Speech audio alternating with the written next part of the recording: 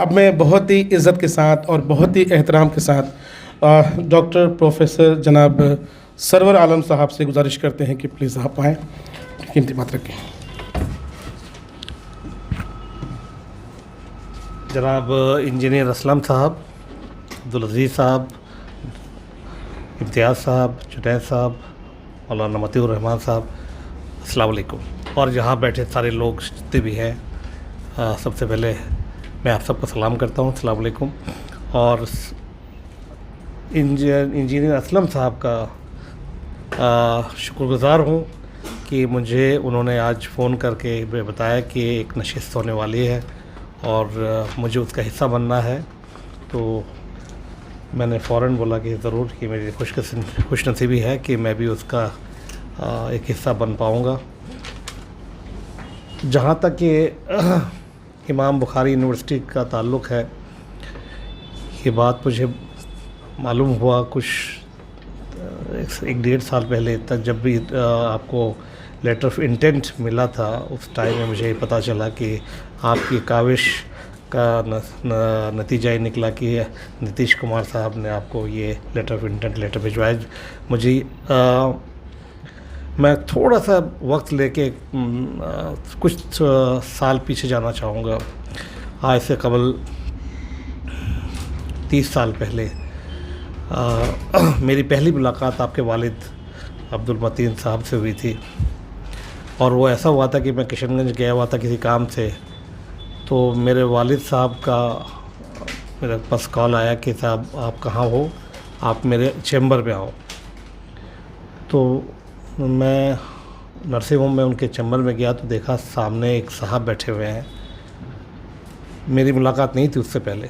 तो मेरे वालिद साहब ने मेरा उनसे इंट्रोडक्शन कराया कि ये हज़रत मौलाना मतीन साहब हैं और यहाँ पर तौहीद ट्रस्ट के चेयरमैन हैं और एक मदरसा चलाते हैं जो खगड़ा के आसपास है, और मैं चाहता हूँ कि आप जाएं इनके साथ और वो मदरसा देखें।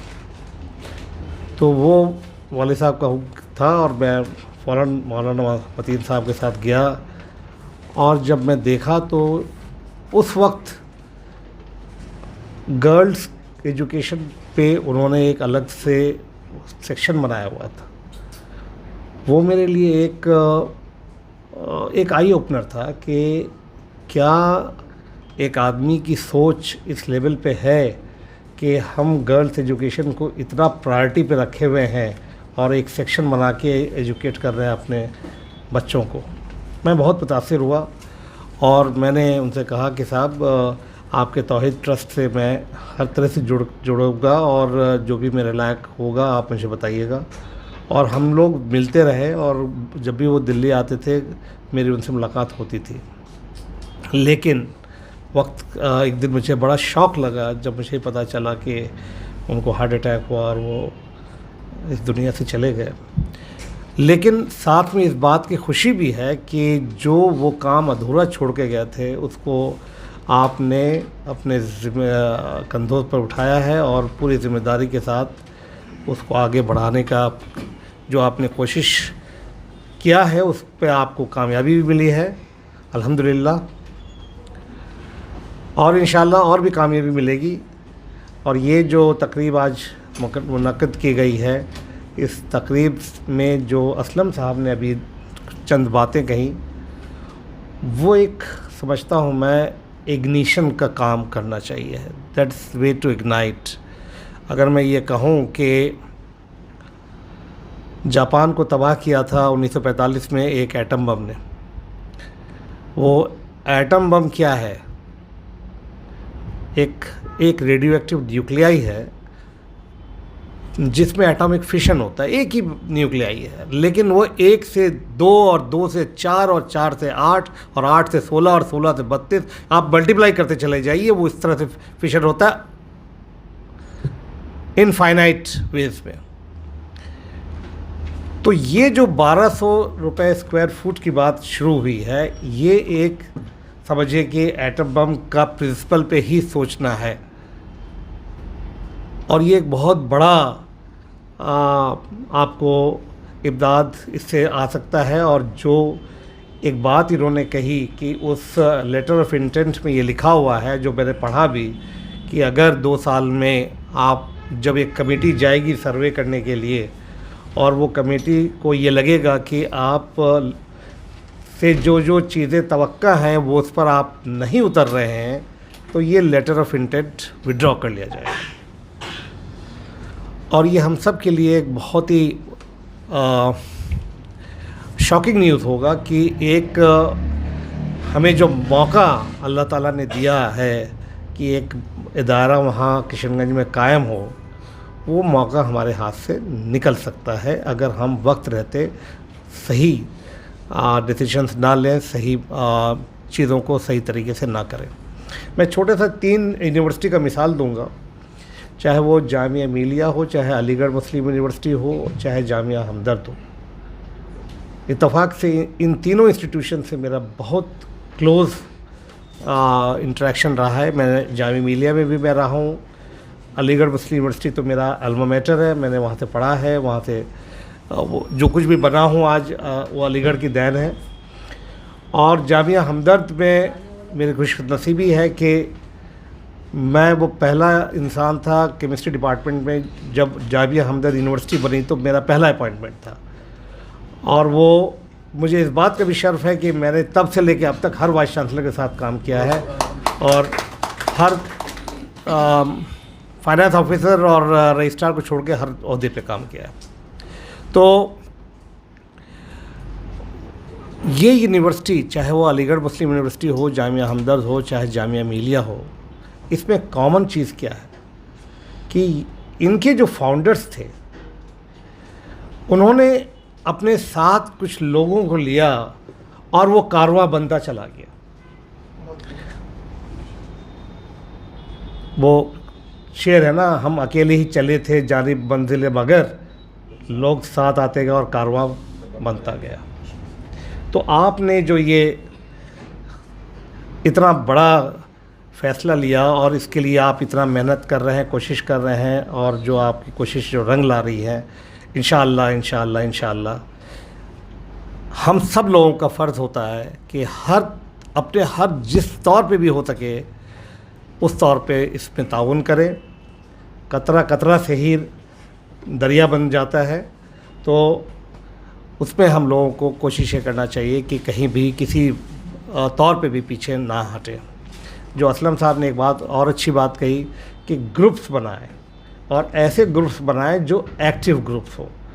देखिए होता क्या है कि हम आज ये तकरीब कर रहे हैं और जब हम यहाँ से चले जाते हैं और चले जाएंगे तो फिर हमारी बातें यहीं पर दफन हो जाती हैं, और जब ये यहीं पर दफन हो जाती हैं तो फिर आगे मामला बढ़ता नहीं।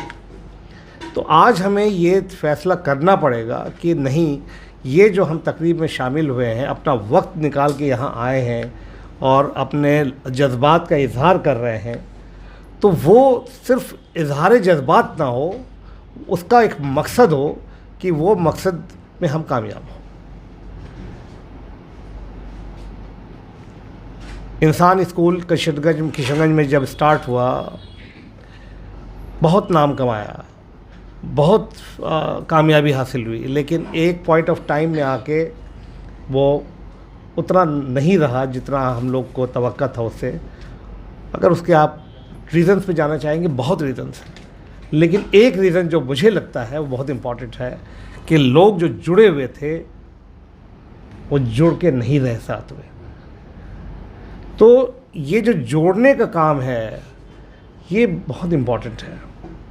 और हमदर्द में तो मैंने ख़ास तौर से ये देखा कि हकीम अब्दुल हमीद साहब के हमदर्द के बानी हैं, जो फाउंडर हैं, वो तलाश में रहते थे अच्छे ब्रेन का कि कौन आदमी है जिसको मैं हमदर्द में ले आऊँ। जब AR किदवई साहब वहाँ से निकले चेयरमैन पब्लिक सर्विस कमीशन, तो उन्होंने पहले पकड़ा उनको, ज़रा सा आ जाइए, मुझे बताइए। जब सैयद हामिद साहब अलीगढ़ से वाइस चांसलर से गए हुए, सबसे पहले पकड़ा उन्होंने, आ जाइए। जब अख्तर हुसैन साहब छोड़े सी मैप, सबसे पहले उन्होंने पकड़ा, आ जाइए। JNU के जो इस्लामिक स्टडीज़ के जो थे रशीदुद्दीन खान साहब जो थे, उनको ले आया, आ जाइए। ताहिर महमूद साहब को बोला आ जाइए, तो वो जितने इंडिया के मुस्लिम बेस्ट ब्रेन्स थे वो सबको अपने पास अपनी जामिया हमदर्द में सबको ले आया। तो ये भी एक इसी तरह से अगर हम लोग सेलेक्टिवली देखें कि कौन कौन लोग ऐसे हो सकते हैं जो इस पे अपना कंट्रीब्यूशन दे सकते हैं without any thinking of any benefit, मतलब ये सोच नहीं होनी चाहिए कि इसमें हमारा फ़ायदा क्या है, नुकसान क्या है। तो ऐसे लोगों का सिलेक्शन, ऐसे लोगों को जोड़ना, ये हमारे लिए, इस यूनिवर्सिटी के लिए बहुत ही फ़ायदेमंद होगा। और वो हमें बहुत सेलेक्टिवली सोचना पड़ेगा कि हमें क्वांटिटी पे नहीं जाना है, हमें क्वालिटी पे जाना है। तो जब हम क्वालिटी पे जाएंगे तो क्वालिटी की चीज़ बनेगी, हम जब क्वांटिटी पे जाएंगे तो क्वांटिटी की चीज़ बनेगी। मेरा एक बार हकीम साहब से बहुत पुराना ये हुआ, आमना सामना हुआ, तो बोले कि हमने कहा कि साहब ये बताइए हकीम साहब कि आपने ये जो यूनिवर्सिटी खोला है तो ये कैसे आप फैसला करते हैं कि कौन सा कोर्स होना चाहिए, आपके दिमाग में कैसे ये आता है कि हमें यही चलाना है। तो बोले कि देखो बेटा, वो हकीम साहब बोलते बहुत कम थे, बहुत कम बोलते थे। हमदर्द में मैं रूह-अफ़ज़ा बनाता हूँ, हमदर्द के प्रोडक्ट्स बनाता हूँ, तो जैसे मेरे रूह-अफ़ज़ा और प्रोडक्ट्स का मार्केट वैल्यू होता है, वो मार्केट में एक शेल्फ पे रखा जाता है, तो जो बच्चे यहाँ से पढ़ के जाएंगे उनका मार्केट में वैल्यू क्या होगा।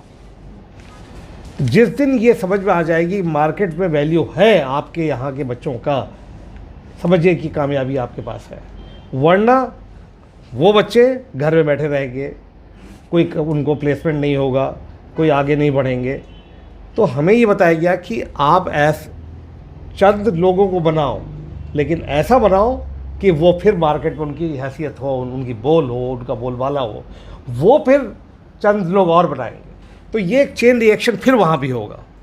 तो ये चीज़ इम्पॉर्टेंट है कि साहब हम, और एक चीज़ और बोलते थे कि बैक वक्त 10 चीज़ मत करो, बैक वक्त एक चीज़ करो, स्टेप बाय स्टेप। जब आप एक चीज़ पर ज़्यादा कंसंट्रेट करेंगे तो आप उसको कंसोलिडेट करेंगे, और आपने अगर 40 चीज़ 50 चीज़ खोल दी तो आप एक चीज़ भी कंसोलिडेट नहीं कर पाएंगे और वो बिखर जाएगा। तो कंसोलिडेशन बहुत इंपॉर्टेंट है, चाहे वो इंफ्रास्ट्रक्चर हो, चाहे वो आपके करिकुलम हो, चाहे वो आपके प्लेसमेंट्स हो, उनका कंसोलिडेशन बहुत इंपॉर्टेंट है। यूनिवर्सिटी देखिए, अभी किसी ने बताया कि बिहार में 18 यूनिवर्सिटी है और सिर्फ 8 को जो है 12B के तहत उनको ये मिला, बाकी को नहीं मिल पाया। तो यूनिवर्सिटी तो वो पहले वो 18 पे वो भी खुल चुकी थी, लेकिन क्या वो आगे अपने आप को उस पर रख पाई? नहीं रख पाई। क्यों? क्योंकि उन्होंने कंसोलिडेट नहीं किया अपने आप को। आज के टाइम में भी हमें ऐसा करना है कि हम compete करें दूसरे लोगों के साथ। हमारा कंपटीशन बहुत हाई है। जामिया हमदर्द के फार्मेसी के स्कूल को लगातार 3 साल से NIRF की रैंक नंबर 1 दिया जा रहा है। वो भी किसके कॉम्पीट कर रहा है? इंडिया के टॉप में। मतलब आप ऐसे लीजिए, नाइपर मोहाली, जिसके पास पैसे की कोई कमी नहीं है, जिसके पास इंफ्रास्ट्रक्चर की कोई कमी नहीं है, जिनके पास एकेडमिशियंस की कोई कमी नहीं है, जिनके पास स्टूडेंट्स की कोई कमी नहीं है, लेकिन वो भी नंबर 1 पे नहीं आ रहा है जामिया हमदर्द के सामने। लास्ट 3 इयर्स से ये है कि भाई आखिर ऐसी क्या बात है? वो बात ये है कि जामिया हमदर्द का जो वक़ार है, जामिया हमदर्द की जो पोजीशन है, जो एकेडमिक्स है, जो रिसर्च है, वो इतना लेवल, इतना ऊपर जा चुका है कि उसका कम्पीट दूसरे लोग नहीं कर पा रहे हैं। तो हमें उस जगह पे पहुंचना है, और उस जगह पे पहुंचने के लिए हमें अपने चीज़ों को, अपने घर को सही तरीके से चलाना है। जब हम बात करते हैं एकेडमिशियंस की, जब हम बात करते हैं टीचर्स की, डिटेरियोरेशन कब होता है? डिटेरियोरेशन तब होता है जब हम अपने भाई को, अपने भतीजे को, अपने बहन भाई को, अपने सारे लोग को वहाँ जा घुसा देते हैं। क्या करते हैं, कॉम्प्रोमाइज़ करते हैं। किसके साथ? एजुकेशन के साथ। नतीजा क्या होता है? भुगतना कौन है? वो स्टूडेंट जो आके वहाँ पढ़ता है। क्योंकि अभी मैं देख रहा था कि बिहार क्या वो दिखा रहे थे कि वो एक लेडी पढ़ा रही थी स्कूल में, और वो हुआ कि साहब कितने महीने हैं और उनका महीने का नाम बताओ, तो सब जनवरी और फरवरी और मार्च और अप्रैल का वो भी गलत लिख रही थी। तो वो टीचर क्या सिखाएगा अपने स्टूडेंट को? तो जिस वक्त आपने क्वालिटी पे कॉम्प्रोमाइज़ कर लिया, समझिए कि आपने अपने आप से कॉम्प्रोमाइज़ कर लिया, आपने एजुकेशन के सिस्टम से कॉम्प्रोमाइज़ कर लिया। तो ये क्वालिटी एजुकेशन के लिए क्वालिटी टीचर्स चाहिए। देखिए, हम जाते हैं करीम में खाना खाने के लिए, बोलते हैं करीम का खाना खाएंगे। भाई क्यों करीम का खाना खाएंगे? क्योंकि वह क्वालिटी है। और क्वालिटी कौन है, किसकी वजह से है? वहाँ के मालिक की वजह से नहीं है, वहाँ के बावर्ची की वजह से। अगर वो बावर्ची हटा दीजिए जितने भी वहाँ पर है, देखिए उसके बाद खाना का देख लीजिए क्या होगा। तो और उन्होंने एक फार्मूला बनाया है, उस फार्मूले की वजह से। तो ये चीज़ जो है हम लोग अगर रख लें कि साहब हम क्वालिटी पे कंप्रोमाइज़ नहीं करेंगे, चाहे कम, चाहे कुछ भी जो कम वक्त में, तो समझिए कि हम लोग जिस डिपार्टमेंट, मैं अलीगढ़ का मिसाल लेता हूँ कि मैं अलीगढ़ मुस्लिम यूनिवर्सिटी से मैंने MSc MPhil PhD BSc सभी किया। हमारी लैब्स 2-2 ढाई बजे रात तक खुली रहती थी। हम लोग 2-2 ढाई बजे रात तक काम करते थे। मैं एक PhD का एग्ज़ाम लेने के लिए अभी साढ़े 4 साल, कोविड से 1 साल पहले मैं गया था। तो मेरे इसमें हुआ कि चलो अपनी लैब जाते हैं। तो मैंने कहा कि यार मैं अपनी लैब जाना चाहता हूँ, क्योंकि देखिए आपका अल्मा मैटर है और जहाँ पर आपने इतना काम किया है तो ये होता है। तो मैं 5 बज रहा था, मैं गया, देखा कि ताला लगा हुआ। तो जो लैब में 2, ढाई, 3 बजे रात तक काम होता था, उसमें 5 बजे अगर ताला लग जाएगा तो क्या एक्सपेक्ट आप कर सकते हैं, क्वालिटी क्या होगी? तो बहुत मुझे उस दिन सदमा हुआ कि साहब ये वो लैब है जहाँ 20 लोग एक ही लैब के अंदर 20 लोग काम करते थे और वो हमांगी रहती थी। आज वो लैब 5 बजे ताला लगा हुआ है। जुमे के रोज़ 2:30 बजे बंद हो जाता है। जुमे की नमाज़ पढ़ने जाते तो उसके बाद आते ही नहीं है। और तो फिर हम क्या एक्सपेक्ट कर सकते हैं? कहाँ करेंगे कॉम्पीट कैसे करेंगे दूसरे लोगों के साथ? तो बहरहाल, लेकिन मुझे इस बात की खुशी है जिस हिसाब से जामिया मिलिया इस्लामिया ने अपना नाम बनाया है। आज देखिए आप कि जामिया मिलिया इस्लामिया, बहुत इसके साथ कहता हूँ, अलीगढ़ के ऊपर जा रहा है। A++ आपको मिला है, जबकि अलीगढ़ A पर है। A+ हो गया।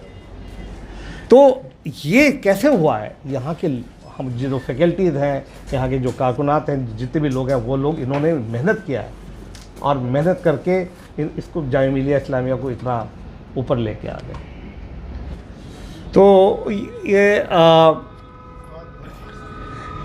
ये हम लोग अगर अहद कर लें कि साहब जो है हम लोगों को इस इमाम बुखारी यूनिवर्सिटी के लिए अपना ताउन करना है, और आज जाने के बाद कल से अगर आप मौलाना साहब से, मतीउर रहमान साहब से अपना राब्ता कायम करके रखें कि बताइए मेरे लिए क्या हुक्म है, बताइए मैं कैसे करूं।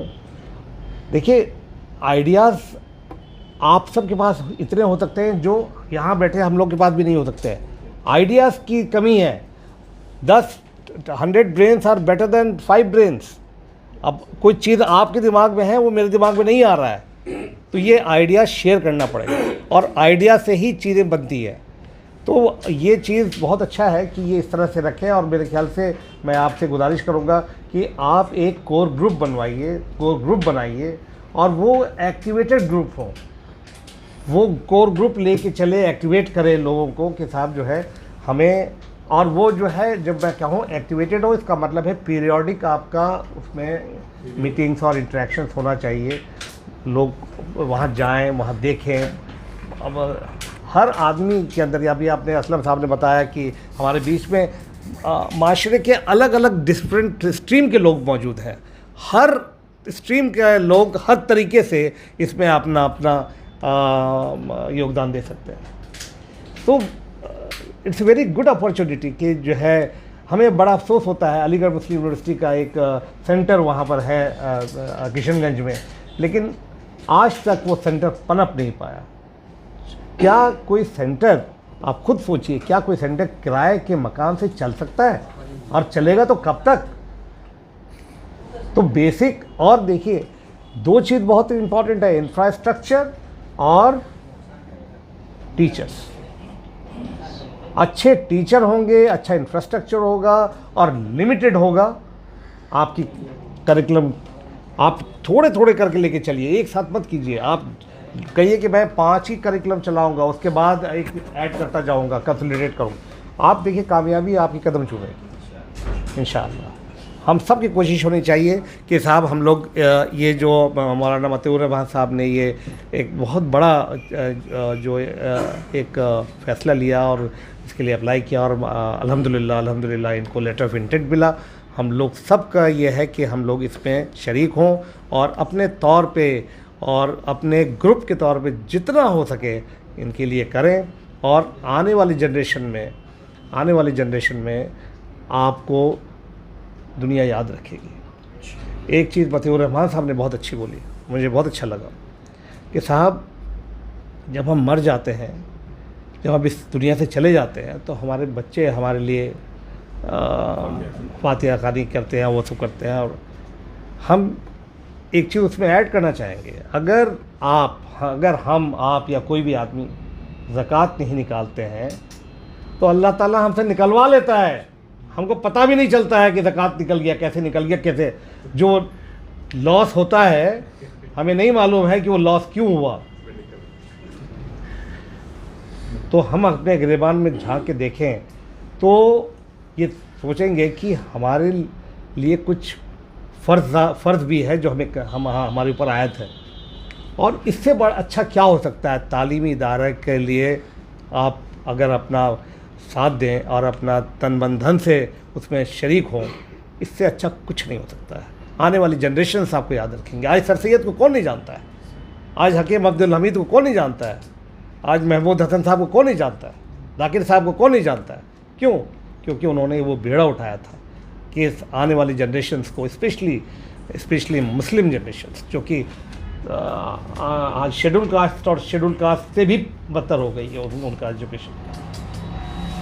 हम जो वो कौन सा कमेटी था, वो सच्चर कमेटी की रिपोर्ट को पढ़ें तो देखें कि हम उससे कहीं नीचे हैं, बॉटम पे चले गए। तो उसको हमें उठाने की ज़रूरत है। मैं आपको बहुत मुबारकबाद देता हूँ और अल्लाह से दुआ करता हूँ कि अल्लाह ताला आपको इसमें तमाम कामयाबी दे, और जो भी मुझसे होगा मैं इंशाअल्लाह आपके साथ साथ कदम पे कदम चलूँगा। बहुत शुक्रिया। शुक्रिया।